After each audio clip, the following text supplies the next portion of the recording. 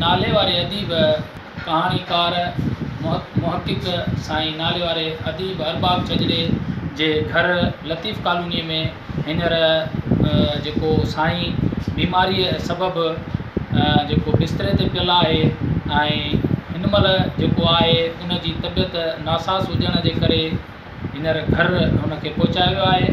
जॾहिं त सरकारी सतह ते को बि उनजो इलाजु न करण सबबु हू ग़रीब मिसकिन पूरियत आहे ऐं हींअर बीमारी जे ॿिवाटे ते बीठल आहे। अचो त उन्हनि जे मिटनि माइटनि सां अहवालु कयूं त उन्हनि जो छा आहे चवणु। जॾहिं मां सोशल मीडिया ते अदा अरबाब जी ख़बरूं ॿुधियूं, एहतजाज ॿुधा ऐं मूंखे तमामु घणो अफ़सोस थियो त जेको माना सॼी ज़िंदगी जीअं वक़फ़ कई ग़रीबनि लाइ, मस्किननि लाइ, बहितरीन अदीब कहाणीकार, उहो अॼु बेयारो मददगार आहे। ऐं ॿ ॾींहं अॻु जॾहिं मूंखे इहा ख़बर पई त जॾहिं हॉस्पिटल मां हू DC इन करे थियो आहे त माना डॉक्टरनि हुननि खे चयो आहे त अञा इलाज जी ज़रूरत आहे, लेकिन इन करे हुतां हुन जा घरवारा हुनखे वठी घर अची माना हुननि खे माना रखियो आहे त हुननि वटि पैसा न आहिनि। त मां फौरी तौर ते पंहिंजी फाउंडेशन जे तरफ़ां 60,000 रुपए जो ऐलान कयो ऐं मां कराची मां अॼु हिते अदा अरबाब वटि पहुतो आहियां।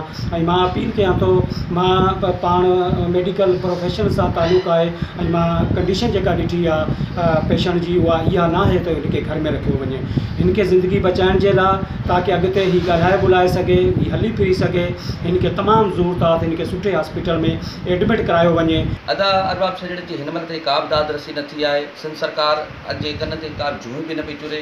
अदीब सरापा एहतजाज आहिनि, सॼी सिंध में एहतजाजी मुज़ाहिरा थी रहिया आहिनि। मोरो, नवाबशाह, कराची में एहतजाज कया विया आहिनि, पर हिन महिल ताईं अरबाब छजड़ो मोराई सदाईं लिखियो, सिंध जे लिखियो, सिंध जे लाइ उन जेके तारीख़ी मागनि ते लिखियो, सिंध जे जेके थींदड़ नाइंसाफ़ी सिंध सां आहिनि उन्हनि ते लिखियो ऐं सिंध में जेके ज़ुल्म ज़्यादतियूं थियनि पियूं उन ते लिखियो, कालमनि ज़रिए, रिसालनि में, अख़बारुनि में लिखियो। छा अॼुकल्ह सिंध जा अदीब ईअं असां हमेशह ॾिठो आहे तड़पंदे तड़पंदे बीमारी जे बिस्तर ते मरी विया आहिनि।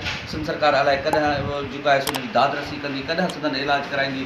अरबाब छजड़ो बि बीमारी जे बिस्तर ते पियो आहे। असांखे हिन महिल ताईं सिंध सरकार तरफ़ां का बि जेको आहे सो इलाज लाइ का माली मदद जेका आहे उहा जाइज़ जेका चई वञे उहा कई वई आहे, उहा न कई वई आहे। असां उमेदु कयूं था, सिंध सरकार खां घुर था कयूं त ख़ुदारा अदीब शाइर जेके मिसकिन माण्हू जेके सिंध जे मसइलनि खे उजागर कनि था, जेके ॾुखी हालतुनि में सिंध जे लिखनि था, जेके मसइलनि खे उजागर कनि था, जेके क़ौमी मसइलनि ते लिखनि था, जेके तारीख़ी मागनि ते लिखनि था, जेके किताब लिखनि था, जेके बेसहारा जेको मददगार थी जेको आहे सो इलाज जे ज़रिए जेको आहे उनजो इलाजु नथो थिए, जॾहिं करे तड़पी तड़पी मरी वञनि था। ख़ुदारा उन सां इंसाफ़ कयो, उनजी मदद कयो ऐं हिकु दफ़ो ॿीहर अपील कंदासीं ख़ुदारा मदद कयो, अरबाब छजड़े जो उनजो इलाज थी सघे ऐं ज़िंदगी बची सघे। विज़िट कयो अवामी आवाज़ मीडिया ग्रुप जी वेबसाइट awamiawaz.pk।